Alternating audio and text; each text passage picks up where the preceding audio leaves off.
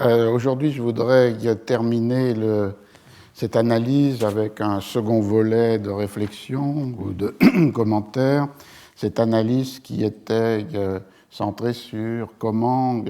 un texte écrit par un jésuite espagnol publié à Huesca en 1647 et qui a pour titre Oráculo Manual y Arte de Prudencia est devenu, avec la traduction française de Amelot de la Houssaye en 1684,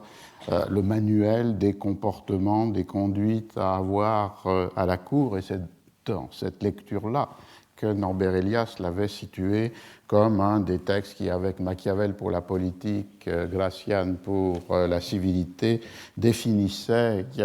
la société de cour dans les rapports qui lient les individus les uns avec les autres et dans son rôle à l'intérieur de la construction de l'État absolutiste. Alors, la fois dernière, vous vous souvenez, j'avais essayé de comparer avec précision des éléments de ce déplacement, les uns pouvant se lire sur la page de titre, les autres dans les préliminaires de chacun des deux ouvrages, et en particulier la dédicace au roi ou l'avis au lecteur de Amelot de la Houssaye, et finalement avec une réflexion qui servira de point final, sans doute dans la seconde heure, sur Gracian comme un texte intraduisible et pourtant traduit, et donc du coup, ici, en limitant l'échelle d'analyse à quelques exemples, comprendre comment Amelot de la Houssaye pouvait se confronter à cette difficulté d'un texte considéré comme intraduisible et que pourtant il voulait ou il devait traduire.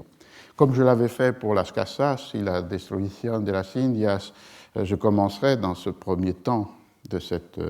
deuxième analyse avec des réflexions sur la réception du texte de Gracian et plus encore de Amelot, en rappelant que le texte de Gracian va être réédité plusieurs fois dans la langue originale, c'est-à-dire dans la langue espagnole. À partir de 1653, il y a une réédition à Huesca, et comme beaucoup de textes en langue espagnole, il y a aussi des contrefaçons ou des éditions faites dans les Pays-Bas ou les Provinces-Unies, par exemple à Amsterdam, chez Blaeu en 1659, et on trouverait le Arte de Prudencia ou Oráculo Manual à l'intérieur des œuvres de Gracian, publiées à Madrid, à Barcelone, à Anvers, en 1663, 64, 69, 74. Il y a donc une existence espagnole, en langue espagnole, du texte qui traverse le XVIIe siècle et avec un très grand respect, dans ce cas-là, de la disposition du texte sur la page, avec en particulier ces deux points qui sont en différence avec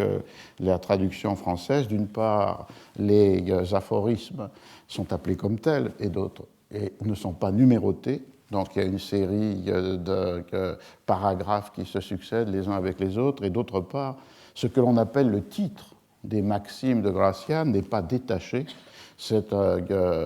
les premiers mots de la première phrase qui, en général, sont simplement marqués par une ponctuation, virgule ou point-virgule. On a donc une apparence visuelle du texte qui est un ordre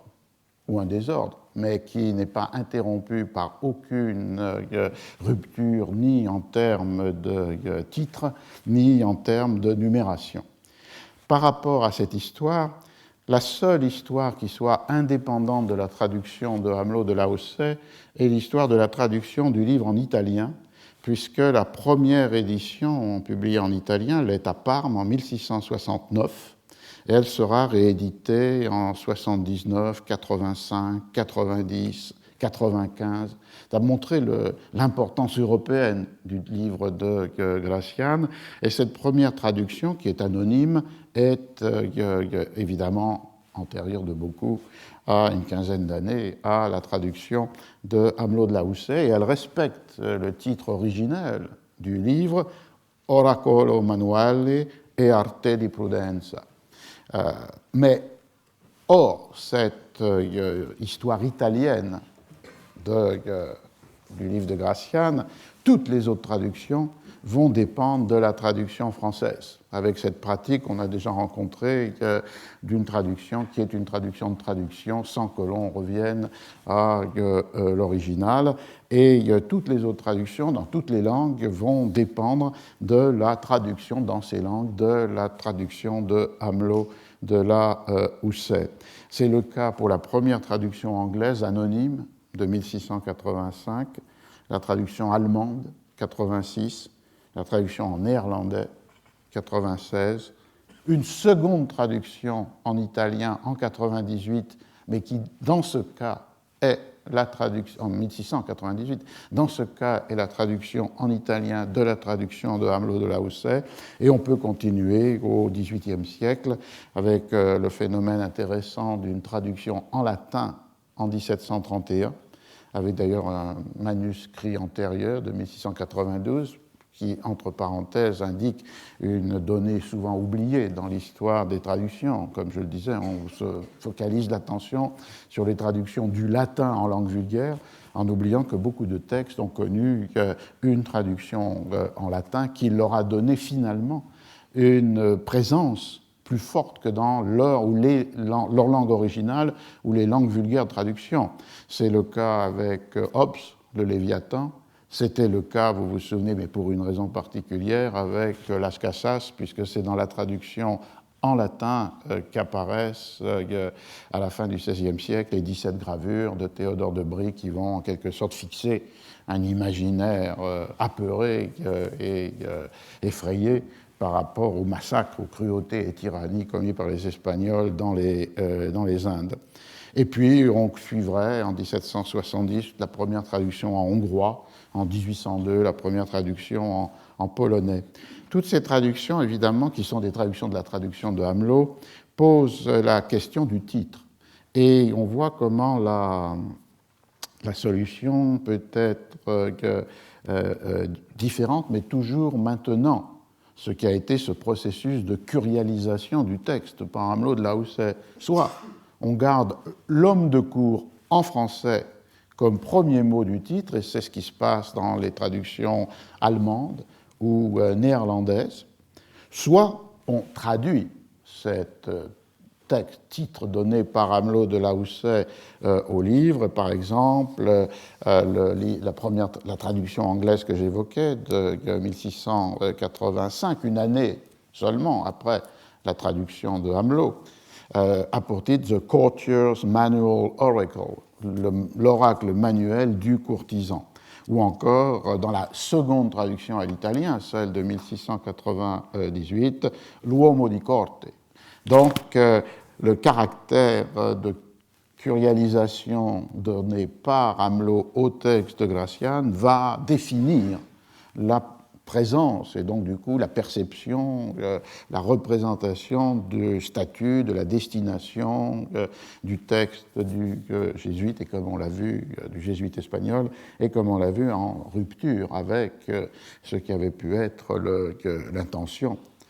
différente, et en tous les cas jamais liée à l'idée d'un manuel de cours dans le texte originel. J'avais montré la fois dernière que Hamelot était conscient de cette transposition qu'il opérait entre un texte qui a une destination universelle à l'exclusion du vulgaire,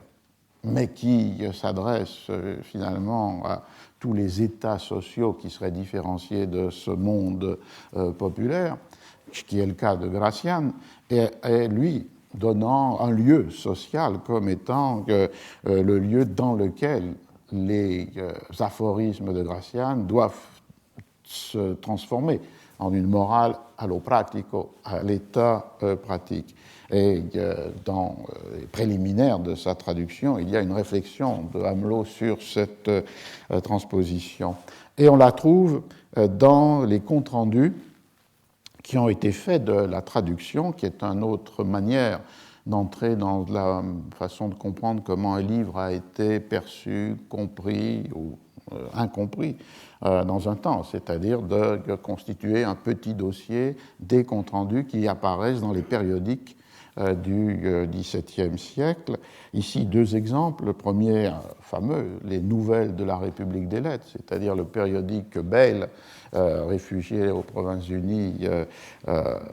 devant les menaces sur les protestants français, avant même la révocation de l'édit de Nantes, publie pour faire circuler dans l'Europe entière les Nouvelles de la République des Lettres. Et on trouve en juillet 1684 le compte-rendu suivant. Il, Amelot de la Houssaye, nous donne de plus diverses notes de sa façon qui contiennent ou des faits historiques ou de belles sentences de Pline le Jeune, de Tacite, etc. Outre cela, il nous donne plusieurs chapitres ou en extrait ou tout entier des autres ouvrages de Gracian, les appliquant au lieu où la matière le demande. Donc, une description du livre de Gracian qui renvoie à quelque chose de fondamental, c'est-à-dire, comme je l'évoquais pour le cas des rééditions en castillan, une continuité dans la forme d'inscription du texte sur la page. Ici aussi, à partir de l'édition de 1684, de la traduction de Amelot de la Houssaye, on va avoir cette stabilité du contenu et de la forme du livre, ce à quoi fait allusion le compte-rendu de Bayle. D'une part, dans les éditions, et souvent d'ailleurs dans les éditions modernes, sauf celle que a publiée récemment Folio avec cette préface de Marc Fumaroli, qui est aussi longue d'ailleurs, sinon plus longue que le texte de Gracian, et d'autre part l'édition de Sylvie Roubaud, il n'y avait pas cette publication de ces éléments évoqués par Bayle, mais qui, comme on le voit, attiraient l'attention. Premier élément, ce qui dans le texte est appelé au début table des maximes et chapitres du héros et du discret, les deux livres de Gracian, El Héros et El Discreto, mis en extrait et en note, ou tout entier, à la fin de quelques-unes de ces maximes. Donc, lorsque, comme dans les livres de l'Ancien Régime, la table est indiquée au commencement, il y a là cet ajout disant que Amelot de la Houssaye a extrait des chapitres entiers ou simplement des citations de deux autres livres de Gracian qu'il a mis à la suite de la traduction de tel ou tel aphorisme. Et donc, du coup, on a là une indication que prolonge d'ailleurs le commentaire de Bayle, parce que parfois Gracian, dans ses notes qu'il ajoute à la traduction de l'aphorisme, non seulement cite des extraits du même auteur, Balthazar Gracian, mais il peut citer aussi des auteurs de belles sentences, comme disait Bayle, Pline le Jeune, Tacite, etc. Et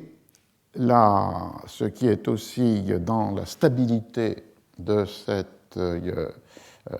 édition, et qui se perpétue des rééditions en réédition, c'est le fait qu'à la fin du livre, après la dernière maxime, la 300e maxime, on a d'une part, je cite, une récapitulation des préceptes contenus dans les 300 maximes de l'homme de cour. Et ici, vous avez, par ordre alphabétique, 30 notions qui commencent avec admiration et qui se terminent avec vérité, et qui reprennent sous forme de citation les éléments de tel ou tel des maximes, puisque c'est comme ça qu'a été, ou précepte, c'est comme ça qu'a été traduit l'aphorisme, des aphorismes du titre originel, avec donc en quelque sorte un instrument de recherche, puisque ce n'est pas simplement une table qui donne le titre, mais c'est en quelque sorte une réorganisation thématique par entrée alphabétique de ce qui est la matière des aphorismes. On peut commenter cela d'une part en s'attachant aux champs sémantiques dans lesquels, ou aux champs lexicaux dans lesquels sont situées ces 30 entrées pour cette petite récapitulation. Les unes ont à voir avec les différentes modalités du lien social, admiration, amitié, amour, civilité, conversation, et donc du coup aussi de notions dont sont chargés ces liens entre les individus, contradiction, offense, silence. Il y a un second registre lexical qui est celui finalement de la pratique, la fameuse allo practico, traduit comme praxis par les Allemands, cette idée de ce qui est à la fois que les raisons et les stratégies de la prudence, dissimulation, mensonge, exagération, passion, ostentation, tromperie, vérité, affectation, donc toutes les modalités de comportement contre lesquelles la prudence doit se garder ou bien dont elle doit user. Et puis finalement, il y a un troisième registre pour ces 30 entrées thématiques dans le livre, mais données par le livre lui-même, dans la traduction de Hamelot, c'est le rapport avec le moi, amour-propre, réputation, envie, et puis les modèles qui sont proposés au lecteur, homme de bien ou sage. Donc on voit que ces trois registres, le lien social, les raisons et pratiques de la prudence et finalement l'identité de l'individu définissent ce petit dictionnaire thématique qui renvoie à des aphorismes dans le cours du texte. Et Hamelot, là, évidemment, ne peut curialiser ce dictionnaire autant qu'il a curialisé le titre, puisqu'on ne trouve pas, par exemple, la cour ou courtisan dans cette petite liste de notions. Le commentaire plus général, c'est le fait que soit des textes narratifs, soit des textes de ce type-là, aphorismes, préceptes, maximes, ont pu être recomposés, presque selon la technique des lieux communs, dans un ordre thématique permettant au lecteur de les utiliser plus aisément, puisque à partir de cette récapitulation, le lecteur qui est intéressé à civilité peut retrouver 5, 10 des citations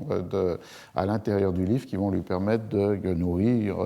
sa pensée sur la civilité ou éventuellement de les réutiliser comme citations dans ses propres discours. Donc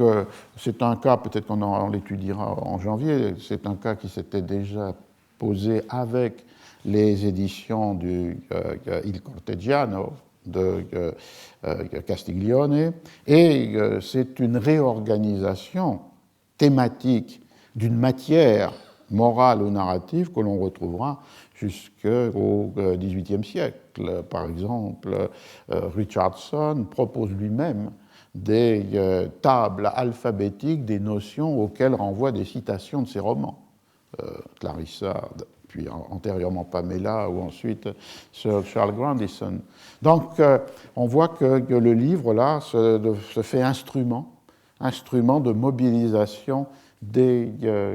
aphorismes qu'il est difficile, au fil les 300 aphorismes de Gracian, de mobiliser si on n'a pas cet appui, en quelque sorte, d'un index désigné comme récapitulation des préceptes.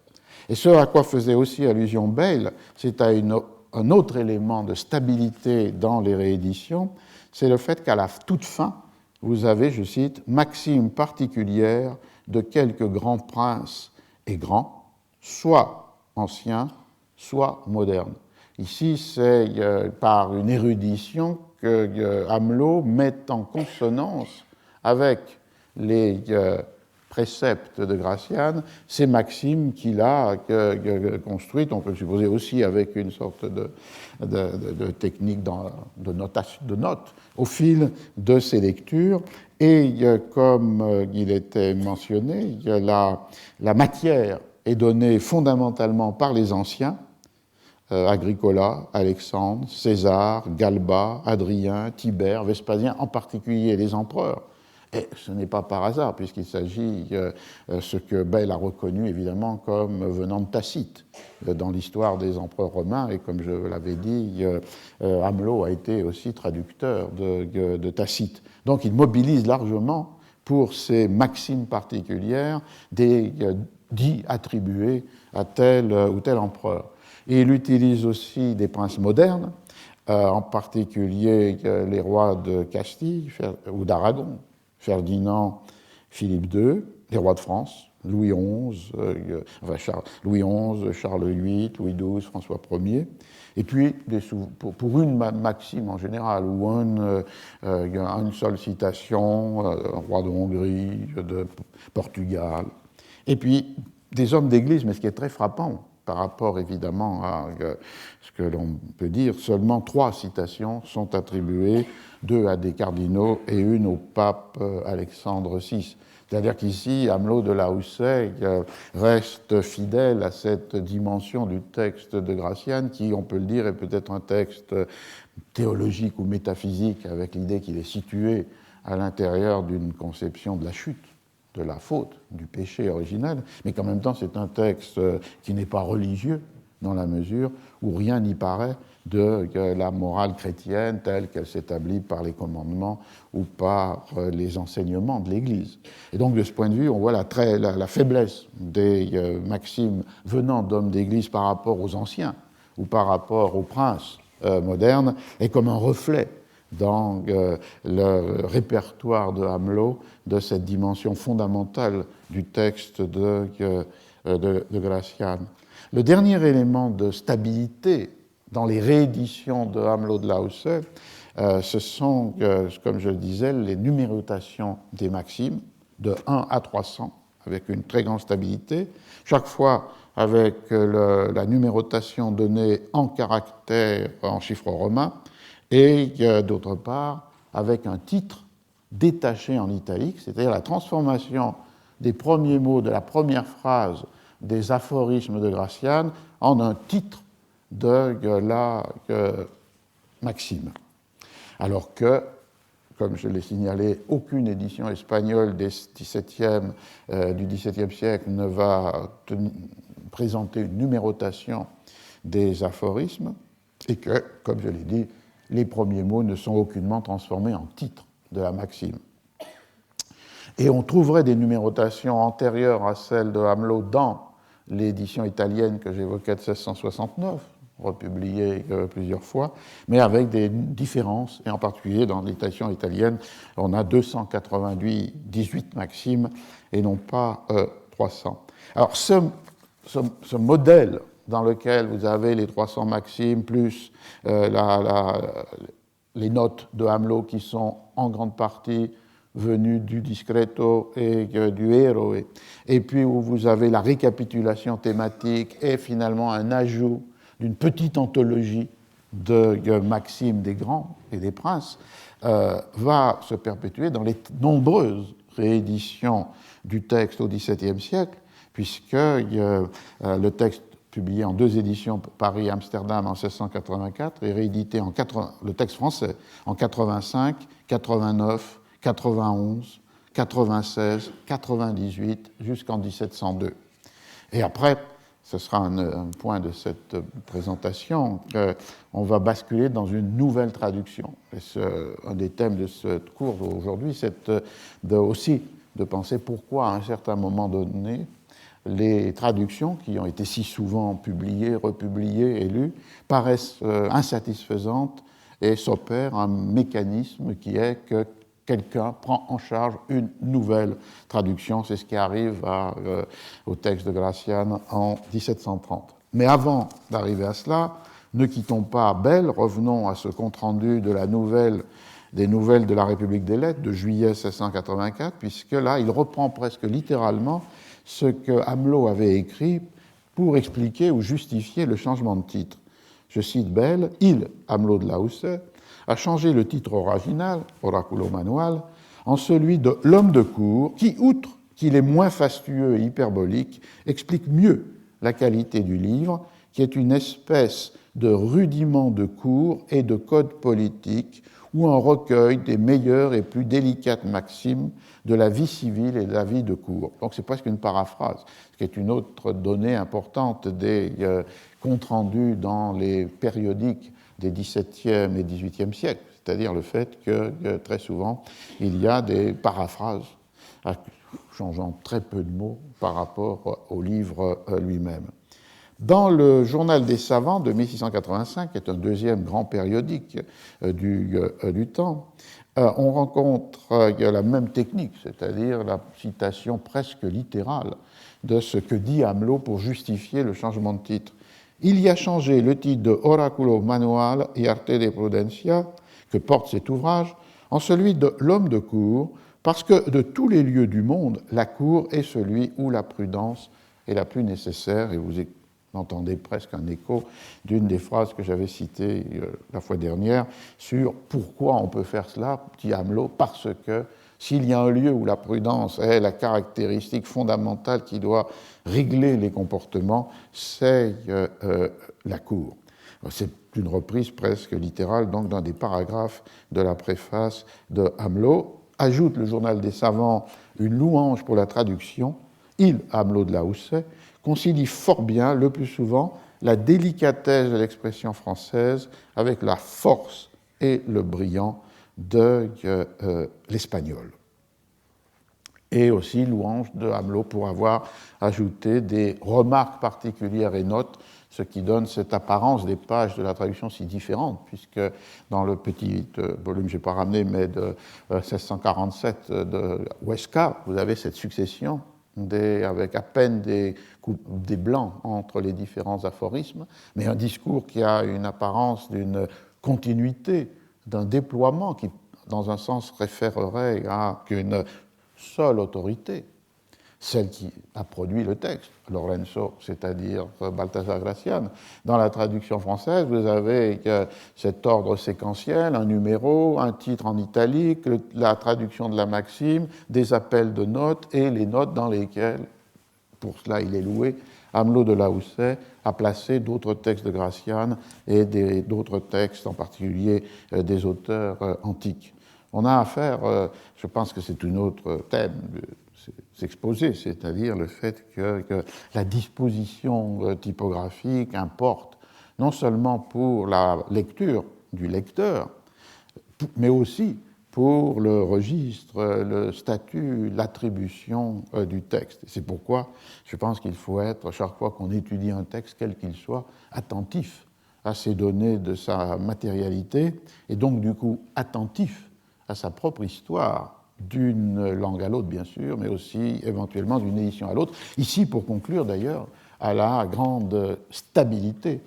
des rééditions, ce qui est tout à fait compréhensible, puisque cela explique que chaque réédition est faite non pas à partir d'un nouveau manuscrit, mais elle est faite à partir d'un exemplaire de l'édition précédente, ce qui facilite beaucoup le travail de la composition dans l'atelier typographique, puisqu'on peut reproduire pratiquement à l'identique la forme imprimée qui sert de copie pour la nouvelle édition. Un autre trait que je voudrais montrer, c'est le fait que Bayle attire l'attention sur le traducteur autant, sinon plus, que sur Gracian, et que Bayle énumère les œuvres d'Amelot et en même temps en donne quelques extraits. Et je reviens simplement sur ce que j'avais signalé brièvement, mais là, en suivant Bayle, il rappelle donc Amelot de la Houssaye, qui est né en 1634 à Orléans, a fait des études chez les jésuites, ce qui pouvait peut-être donner cette relation avec le texte de Gracian, et que le premier de ses livres lui avait valu un séjour était lié à un séjour de plusieurs années à Venise comme secrétaire de l'ambassadeur, mais aussi lui avait valu, par protestation de la République de Venise, d'être embastillé pendant 1 mois et demi. Et pourquoi ? Parce que ce premier livre s'appelle « Histoire du gouvernement de Venise ». Il a été publié en 1676. Et ce que faisait Amelot, c'était de retourner contre ou sur l'histoire de Venise ce que l'historiographie vénitienne avait appliqué, et particulièrement les livres de Paolo Sarpi, qui avait défendu la République de Venise au moment où elle avait été excommuniée, ou un interdit pontifical en 1606 l'avait menacée pour des raisons de conflit entre la République et le pape. À partir de ce premier ouvrage de Hamelot, Bayle cite les traductions qui forment un ensemble cohérent. Comme je le disais, 1683, Le Prince de Machiavel, et la même année, il traduit l'histoire du Concile de Trente de Sarpi, qui se situait dans cette forme d'historiographie critique vénitienne par rapport à la papauté, 1684 L'Homme de cour, 1685 un traité des bénéfices de Sarpi, avec cette même constitution d'une référence à cet auteur vénitien pour défendre une politique gallicane ou des distances des États royaux ou républicains par rapport aux prétentions pontificales. En 1684, la même année, il avait traduit les discours politiques sur Tacite, et en 1686, La morale de Tacite, de la flatterie, un autre livre qui est à la fois traduction et commentaire. Et Hamelot terminera cette trajectoire avec en 90 une autre traduction de Tacite et en 91 une traduction de l'espagnol de Palafox, qui était l'évêque de Puebla, lui victime des jésuites et proche d'une sensibilité janséniste et régalienne. Donc il y a une très grande logique reconnue par Bayle comme évidemment positive dans les traductions de Hamelot de la Houssaye,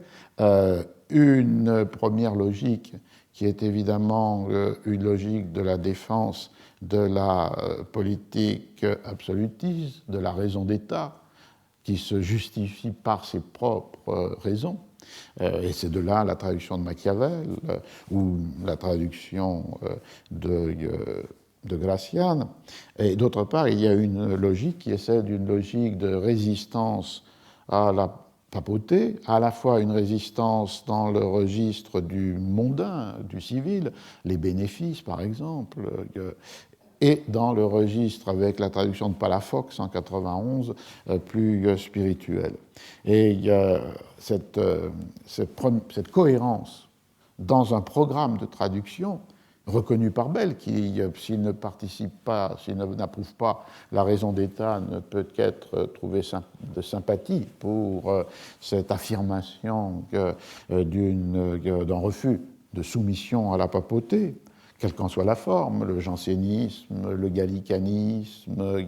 l'autonomie à la vénitienne au moment de l'interdit.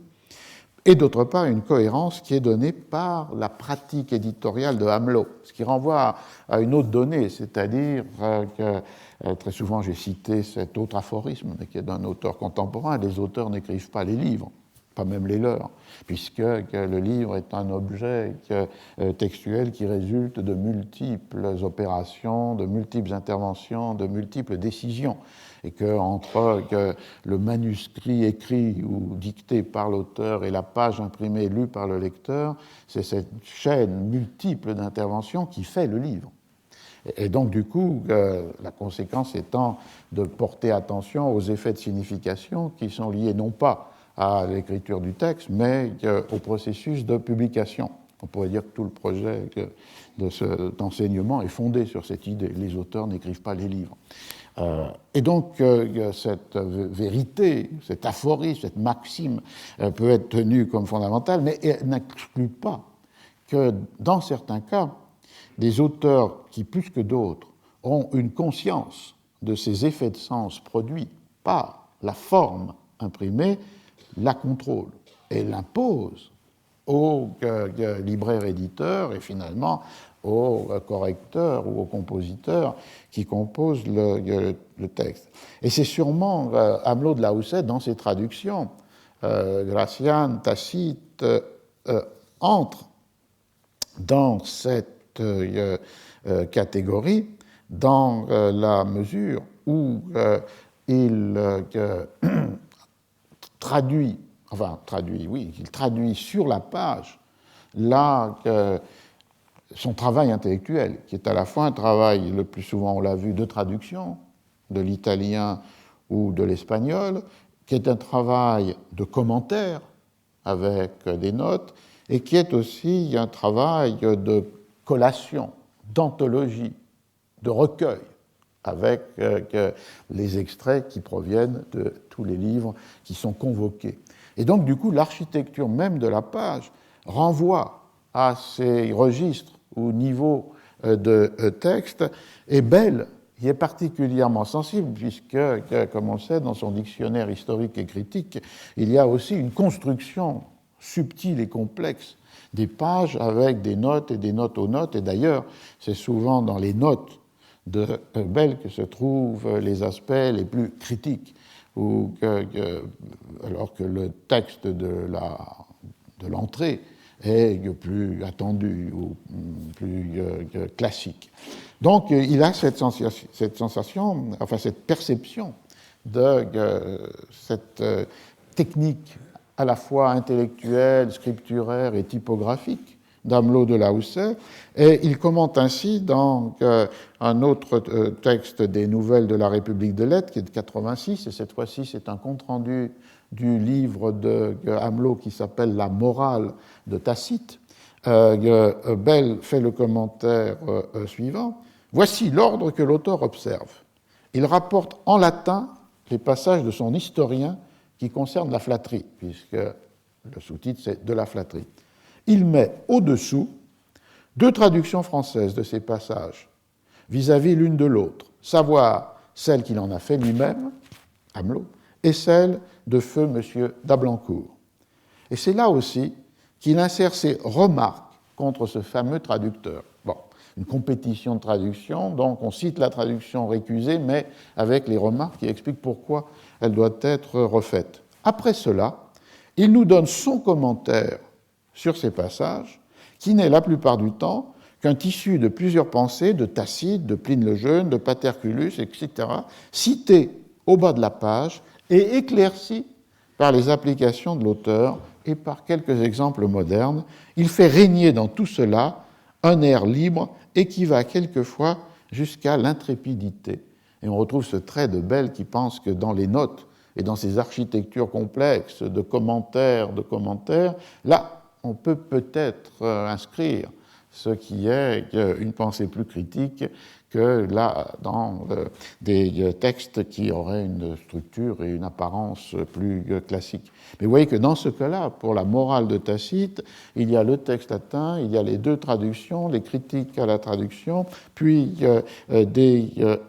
commentaires, et de ces commentaires, des notes qui renvoient en bas de page à des observations de Amelot ou à quelques exemples modernes. Il y a donc cette idée d'une architecture complexe qui rend compte du mode d'approche du texte. Alors cette histoire donc des rééditions du texte d'Amelot de 1684, qui respectent à la fois leur contenu et leur forme, et qui a donc pluralisé le texte, le transformant en comme le disait Amelot et comme le reprend Bell, en un code politique et en un manuel des rudiments de cours, va connaître en français et en anglais, puisque le texte d'Amelot a été traduit en 1685 en anglais, une rupture à partir du début du XVIIIe siècle, lorsque on va sentir le besoin d'une retraduction, d'une nouvelle traduction. C'est un fait que j'ai rencontré évidemment quelques fois, puisqu'il peut valoir pour les ouvrages les plus classiques, et c'est très souvent à la fin du XVIIe ou au début du XVIIIe que l'on retraduit, considérant que les premières traductions, je pense au roman picaresque ou même au Don Quichotte, considérant que les traductions se sont éloignées par leur langue de ce qu'est devenu la langue, parfois avec des justifications quant à l'exactitude de la traduction. Dans l'histoire des traductions, l'histoire des retraductions serait tout à fait intéressante, y compris dans le présent, quand est-ce qu'on a pensé qu'il fallait retraduire Marx ou Nietzsche ou des auteurs classiques. Alors ici, pour le cas français, ce phénomène apparaît en 1730 avec une nouvelle traduction peu étudiée, il faut bien dire, peu connue, d'un jésuite, François de Courbeville, comme ça se prononce, C-O-U-R-B-E-V-I-2-L-E, qui va donner au texte un nouveau titre, et qui est Maxime de Balthazar Gratien, qu'il écrit d'ailleurs avec un E, traduite de l'espagnol. Et donc disparaît évidemment et le texte et le titre de Gracian, Oraculo Manual y Arte de Prudencia, et le titre de Amelot de la Houssaye, L'homme de cour. Ici, Maxime de Balthazar Gratien. Alors, Courbeville se justifie dans sa préface de ce double écart. Il fait remarquer d'abord qu'il est d'accord avec Amelot de la Houssaye pour refuser Oracle Manuel, en disant que je suis d'accord, je cite, avec M. Amelot dans la préface, pour ne pas intituler cet ouvrage Oracle Manuel et Art de Prudence, sans compter que ce titre n'est point conforme à notre manière d'annoncer un livre. Il est de la façon de Lastanosa, vous vous souvenez, l'éditeur et le public, Lastanosa, comme le sont ceux des Maximes même. Et c'est Gratien et non son éditeur que nous devons suivre, d'autant plus que celui-ci subtilise souvent dans ses titres, lesquels alors répondent mal au sujet que traite l'auteur. Il est vrai que le travail de l'éditeur est loué par un écrivain espagnol qui le nomme Ingenioso Altissimo de Don Vincencio Juan de Lastanosa, mais cet éloge ne change point la nature de la chose, et nous en tenons à l'esprit même de Gratien. Ce sont ici ces maximes en général, ainsi que nous appelons les réflexions de La Rochefoucauld, les pensées de Pascal, les caractères de La Bruyère. Donc un accord pour refuser cette formule qui était si obscure, oracle manuel, et aussi pour refuser, comme vous le voyez, l'idée qu'il y aurait les titres des maximes qui en fait sont désaccordés avec leur contenu et qui ont été là aussi une invention de Lastanosa, ce qui n'est pas tout à fait avéré, puisque justement il n'y a pas de titre dans les éditions espagnoles pour chacune des maximes. Donc il refuse le titre espagnol, mais il refuse aussi le titre L'homme de cour. Et là, l'argument est intéressant. Monsieur de la Houssaye, Amelot de la Houssaye, a rendu ce même titre de Don Lastanosa par celui de L'homme de cour. En vérité, il n'était point permis d'attribuer au seul Jean de cour l'usage d'un livre utile, en général, à tous ceux qui ont assez d'intelligence pour en profiter, de quelque condition qu'il soit.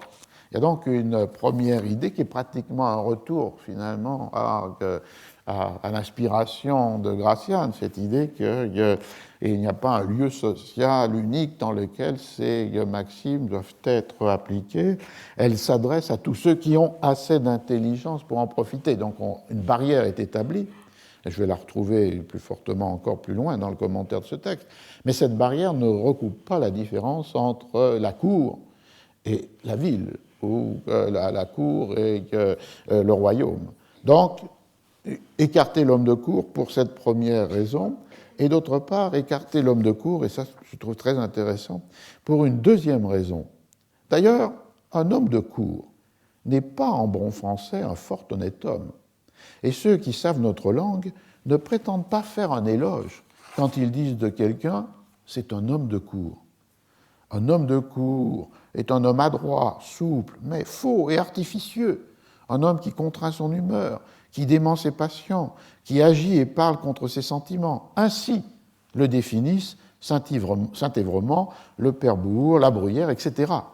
Or, Gratien, bien éloigné de servir le vice, n'a pour but que de porter à la vertu, mais à la vertu éclairée et prudente, qui ne soit point la dupe de l'imposture ni de la surprise. C'est un trait extrêmement intéressant, peut-être pour une histoire de la langue, c'est-à-dire que dans cette perspective, en 1730, homme de cour n'est plus donné comme un modèle paradigmatique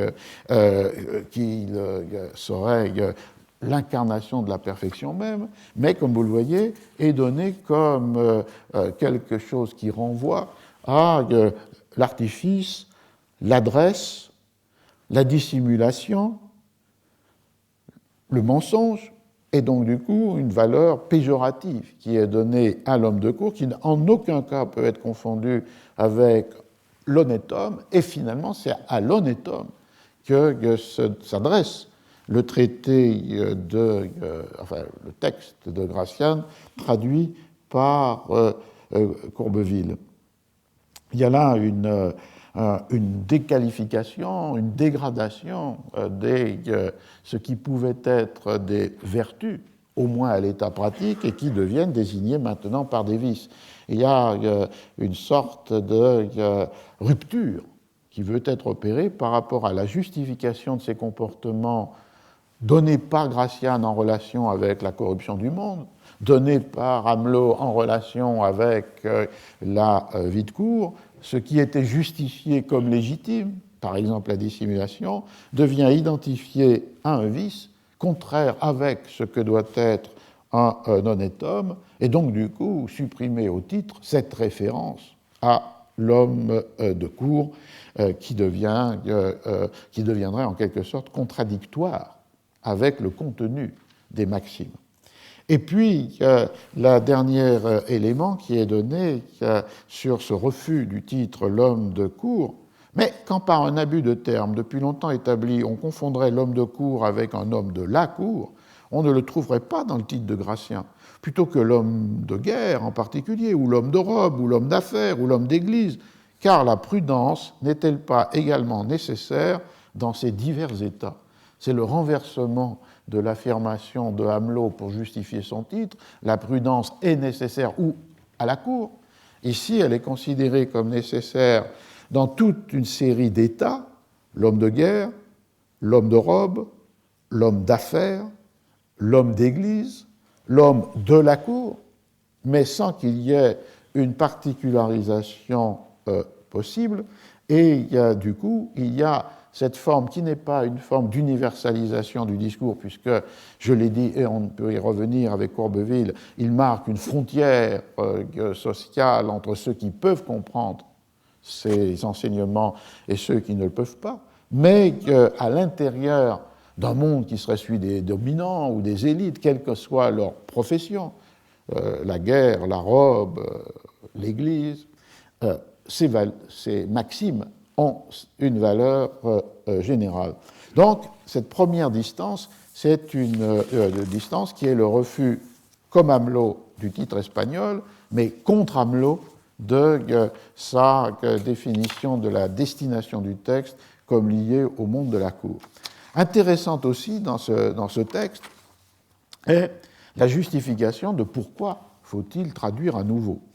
dans la mesure où il dit la traduction de Amelot n'est pas surannée, elle n'est pas si ancienne. Dans ce cas-là, on est 1684-1730. L'argument qui pouvait valoir avec des traductions du XVIe siècle à la fin du XVIIe siècle, ou avec un écart chronologique plus grand, par exemple la traduction en anglais de Don Quichotte, la première est de 1612, et John Phillips l'a retraduit en 1687, considérant que la langue,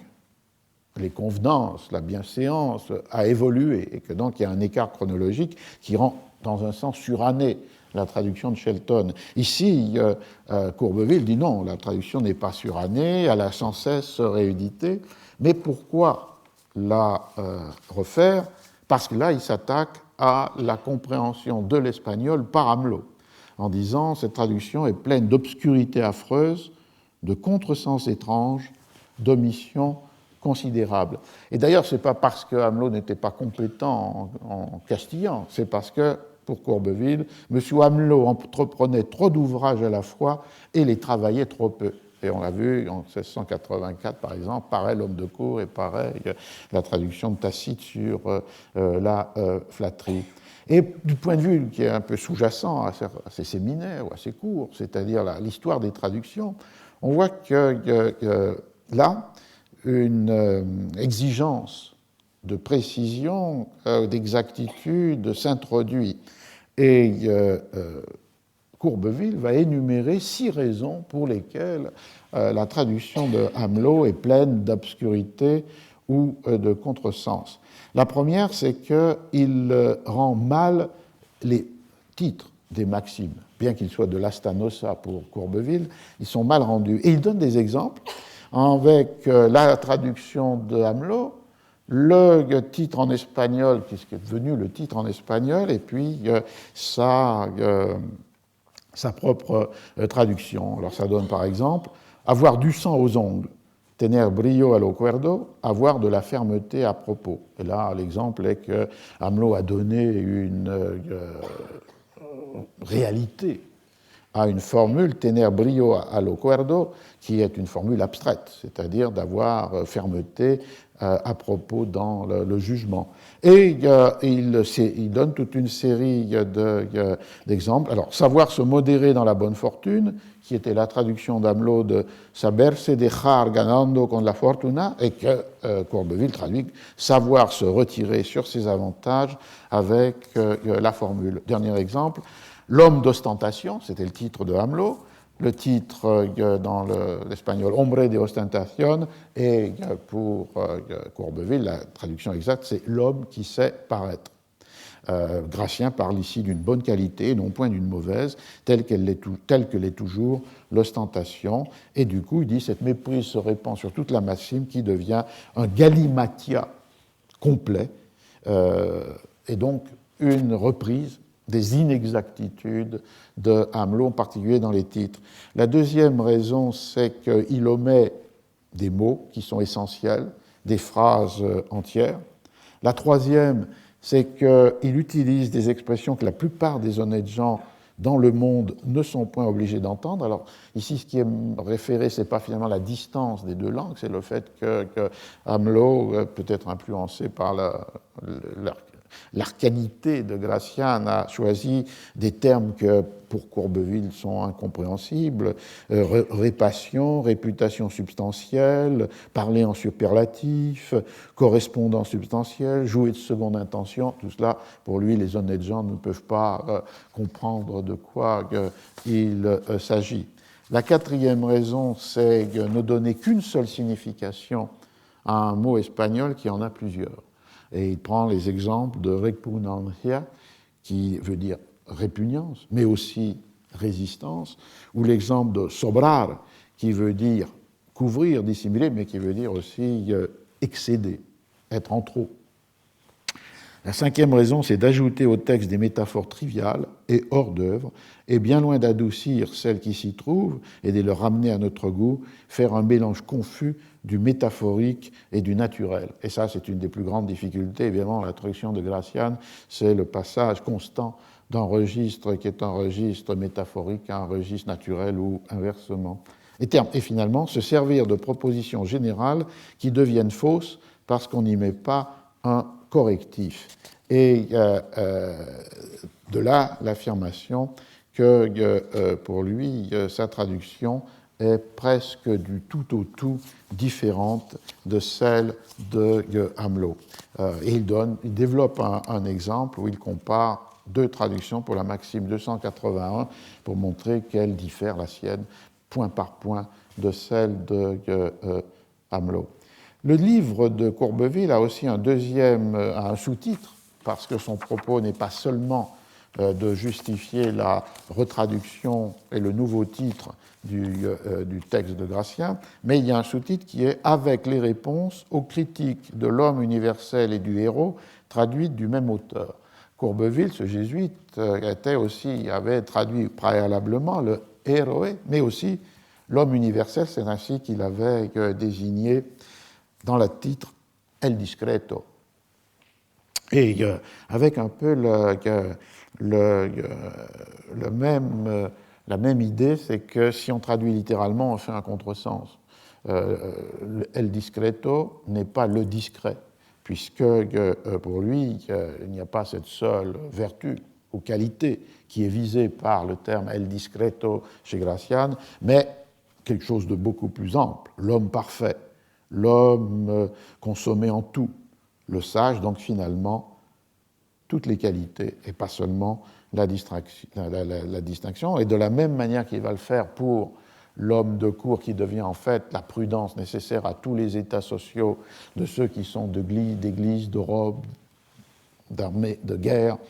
ou de cour. Ici, El Discreto, compris par Courbeville, c'est à la fois un politique profond, un grand capitaine, un héros, un homme d'érudition et de belles lettres, un homme vertueux, donc une sorte de parangon de l'ensemble des vertus, et c'est pour ça qu'il avait choisi d'intituler sa traduction « L'homme universel ».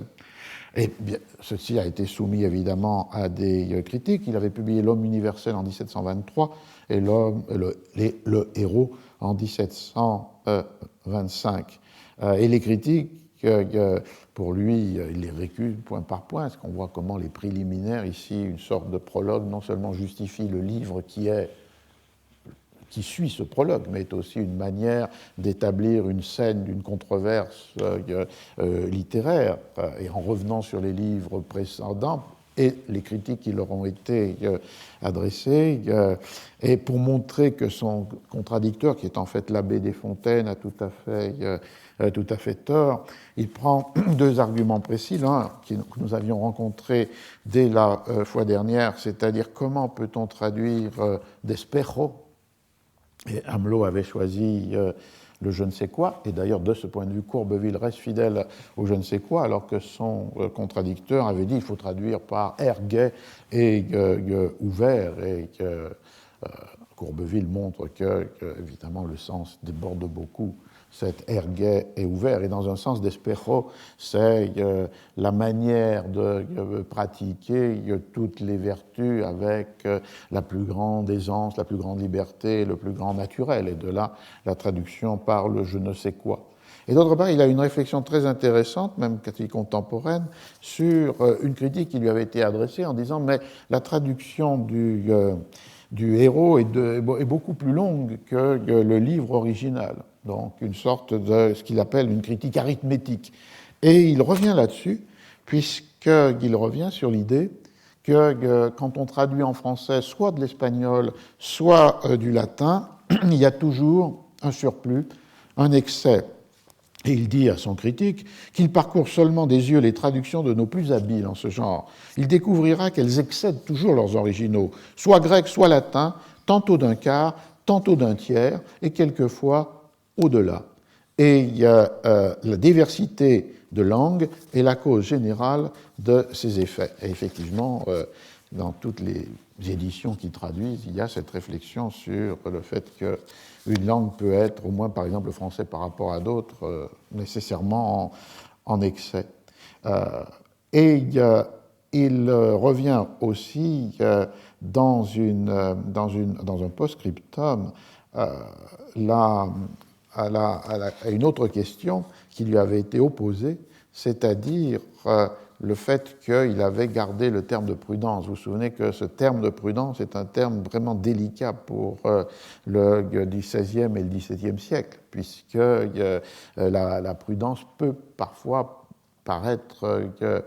contradictoire, le terme de fortune. Le terme de fortune, la roue de la fortune peut paraître contradictoire avec l'idée de la toute-puissance de Dieu. Et donc la conciliation entre une référence à la catégorie antique de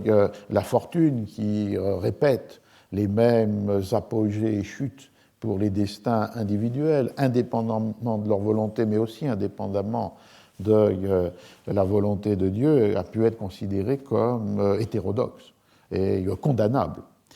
Et donc, Courbeville, lui, jésuite, homme d'église, revient sur ce point en montrant qu'il a toujours voulu employer fortune au sens comme équivalent de providence éternelle, ce qui était une des manières de réduire l'hétérodoxie de la catégorie de fortune, c'était de dire qu'il était en fait un synonyme de la providence, qui posait un autre problème, c'est-à-dire que la providence est impénétrable dans ses desseins, alors que la fortune est une forme cyclique de répétition des destinées. Et il termine avec un exemple où il compare les deux traductions, celle de Hamelot et la sienne propre, en entrant dans les détails. Mais pour terminer cette première partie, je voudrais juste faire une allusion à un second exemple de retraduction, qui est le cas de l'Angleterre. Dans la première traduction anonyme de 1685, avec, comme je l'ai dit, suivi le titre de Hamelot, The Courtier's Manual Oracle, or The Art of Prudence, c'est-à-dire un mélange entre le titre espagnol, Manual Oracle, Art of Prudence, et la référence à Hamelot avec The Courtier, le courtisan, la cour. Et la préface est intéressante de ce texte anonyme parce qu'elle justifie à la fois tous les mots du titre. Elle justifie Manual comme étant un abrégé de toutes les œuvres de Gracian, qualifié de judicieux et savant, judicious and learned. Elle justifie oracle, avec cette idée que l'oracle est un éclat d'une lumière surnaturelle qui peut ou bien aveugler, éblouir, ou bien éclairer. Et c'est à partir de ce terme, un peu reprenant les thématiques de Gracian ou de Lastanosa, que le traducteur anonyme va définir la destination du livre. Le livre n'est pas for all degrees of men, not for all sorts of understandings. Il n'est pas pour tous les états sociaux, tous les degrés de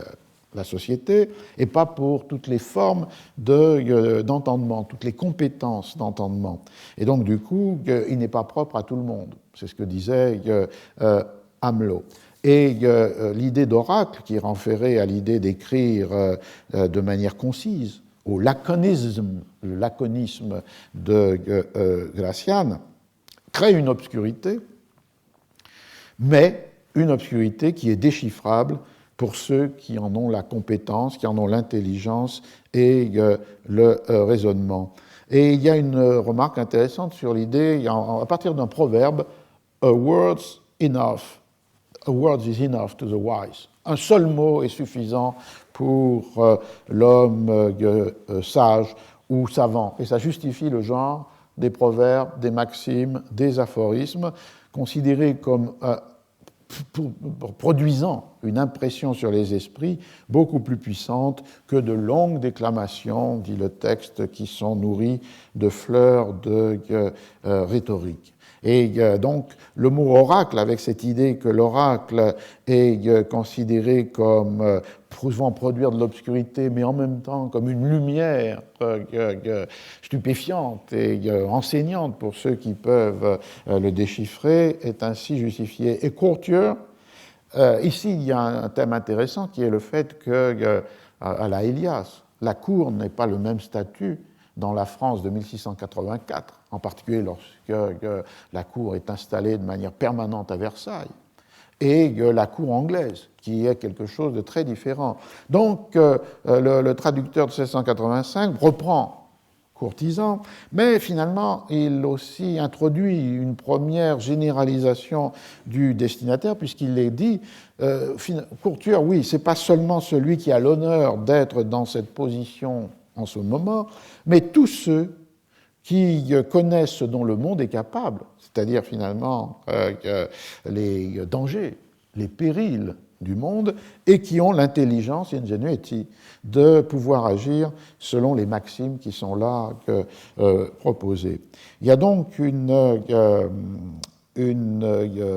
extension implicite de ce terme de courtier, avec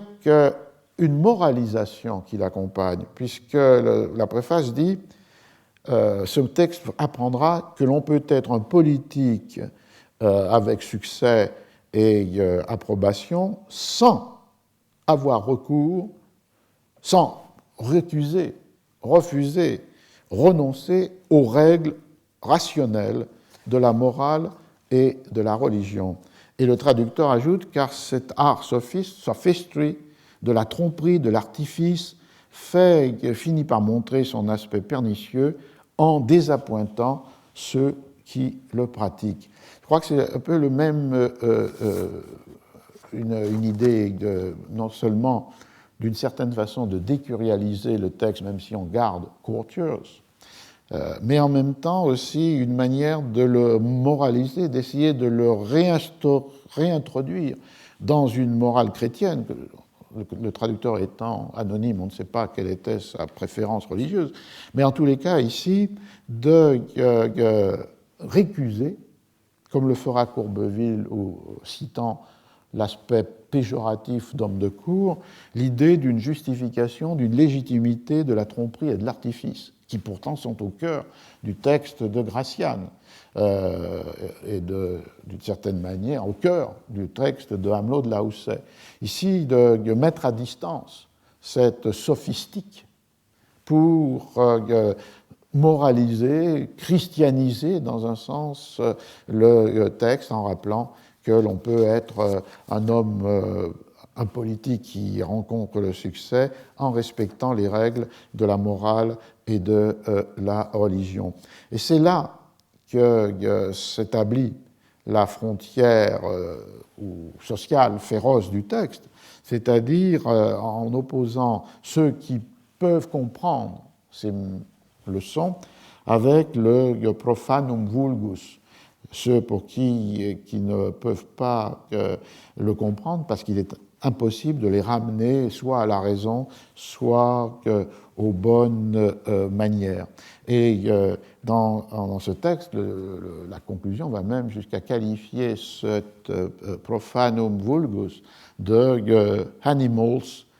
des animaux pour qui la discipline du fouet est la meilleure doctrine. Et donc il y a un mépris, une distance sociale absolue qui est là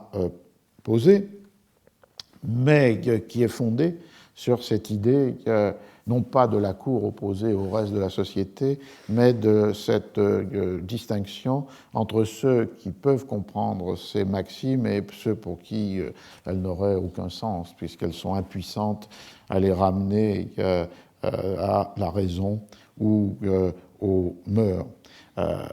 Ces maximes sont pour the smaller number, le plus petit nombre, les happy few, le petit nombre de ceux qui les comprennent et qui sont ceux qui commandent. Et la métaphore, ça ferait plaisir à notre ami Daniel Roche, est de montrer que ce texte s'adresse non pas à ces animaux, mais à ces cavaliers qui les éperonnent. Et la métaphore utilisée, c'est spurs, les prompts, d'éperonner, et ces riders, ceux qui finalement sont montés sur ceux qui le dominent, ceux qui commandent. Alors je termine avec le fait que là aussi, il y a une retraduction en 1702,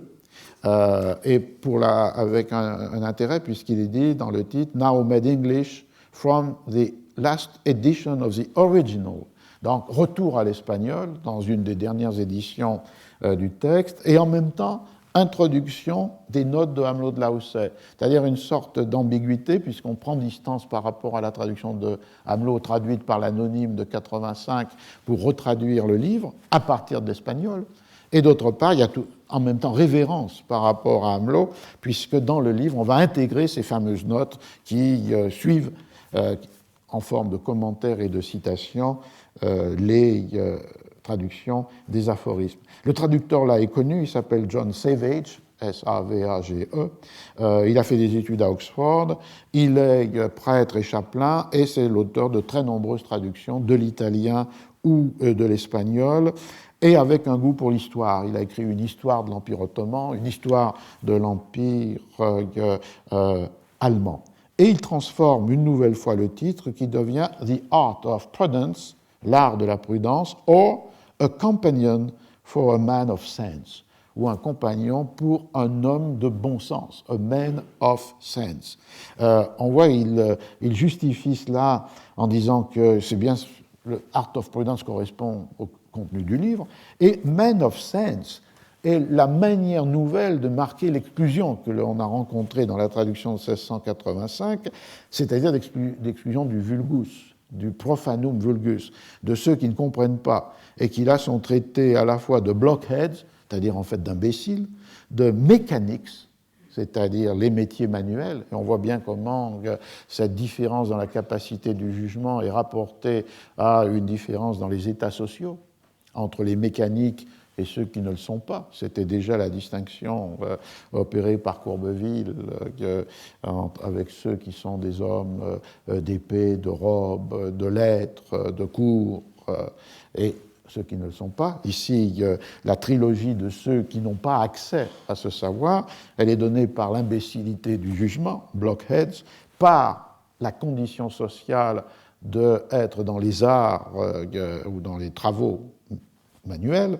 mécaniques, et perverse tempers, des esprits entêtés, obtus, qui ne peuvent pas se réformer. On voit que il y a là comme une universalisation limitée de la destination. Et dans la préface de 1702, c'est un exemple de ces préfaces qui sont formées d'agrégats de textes différents, puisqu'il reprend des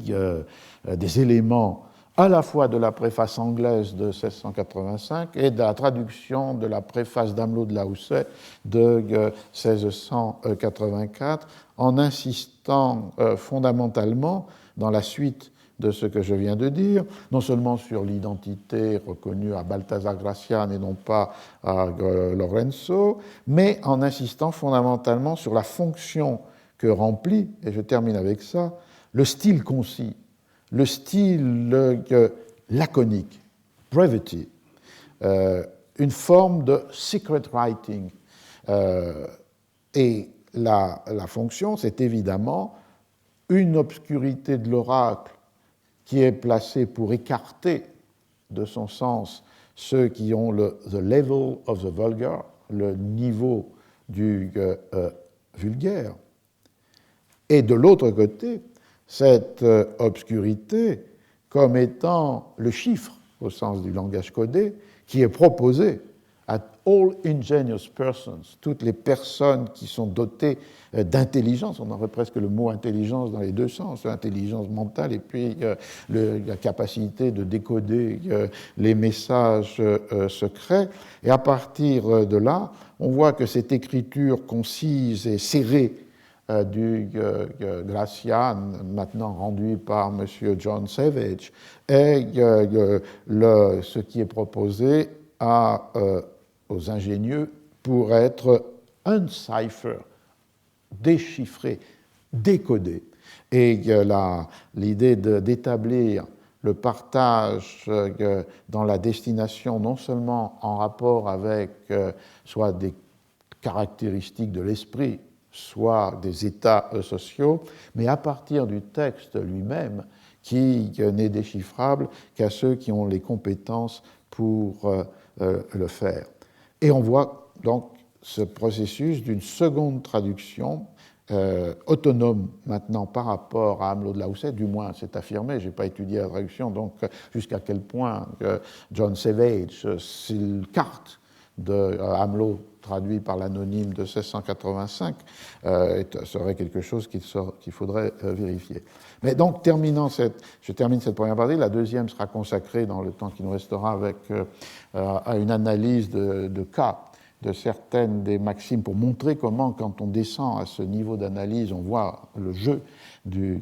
la traduction. Mais c'était simplement pour montrer pourquoi j'ai parlé de l'Oraculo Manual y Arte de Prudencia, c'est-à-dire c'est un des livres les plus présents les plus fondamentaux dans toutes les langues et avec les différentes formes de traduction ou de mise en page que j'ai mentionnées dans l'Europe du XVIIe et encore du XVIIIe siècle. Donc on peut prendre, bon, je m'excuse d'avoir débordé aujourd'hui, mais enfin on peut reprendre à 19 si vous voulez pour la fin de cette analyse. 19 pouvant signifier 20, qui sait.